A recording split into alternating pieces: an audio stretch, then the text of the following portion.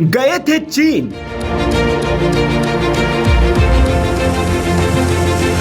जयशंकर ने Xi Jinping से हाथ मिलाया और अमेरिका के कान खड़े हो गए।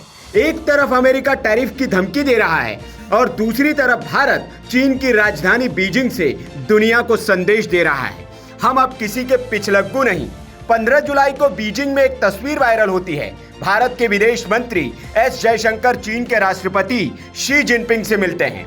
मुस्कुराहटें हैं, गर्मजोशी है और कूटनीतिक मायनों से भरपूर वो मुलाकात जिसने कई देशों की नींद उड़ा दी, खास तौर पर पड़ोसी पाकिस्तान की।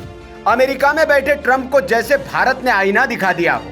टैरिफ दिखाओगे तो हम चीन को भी दिखा सकते हैं कि हमें अब आपकी मंजूरी की जरूरत नहीं।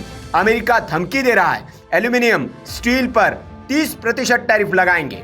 भारत डब्ल्यूओ में केस ठोक देता है, कहता है बराबरी का जवाब मिलेगा। उधर भारत की टीम अमेरिका में डटी है, ट्रेड डील पर बात करने के लिए दोबारा पहुंची है, लेकिन जयशंकर की चीन यात्रा साफ कर देती है, अब डील भारत की शर्तों पर होगी। भारत अब अमेरिका से कह रहा है अगर सस्ते स्टील पर टैक्स लगाएंगे तो एप्पल और बोइंग पर भी सवाल उठेगा। अमेरिका को यह बात हजम नहीं हो रही है कि भारत अब सिर्फ हाँ नहीं कहता, अब सवाल करता है, जवाब मांगता है।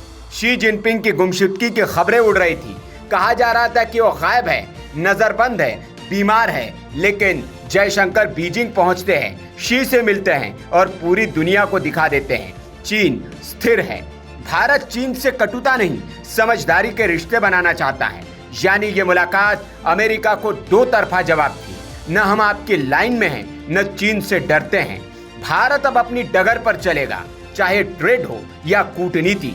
ट्रंप कह रहे हैं कि ब्रिक्स पर हम 500% का टैक्स लगा सकते हैं।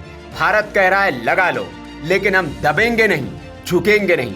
जयशंकर का बीजिंग दौरा सिर्फ एक कूटनीतिक मीटिंग नहीं था, यह अमेरिका, चीन और पूरी दुनिया को यह बताने का मंच था कि भारत अब अपने दम पर चल रहा है और वो रास्ता अब कोई और नहीं तय करेगा। Bureau report, VK news. VK news, राष्ट्र के नाम।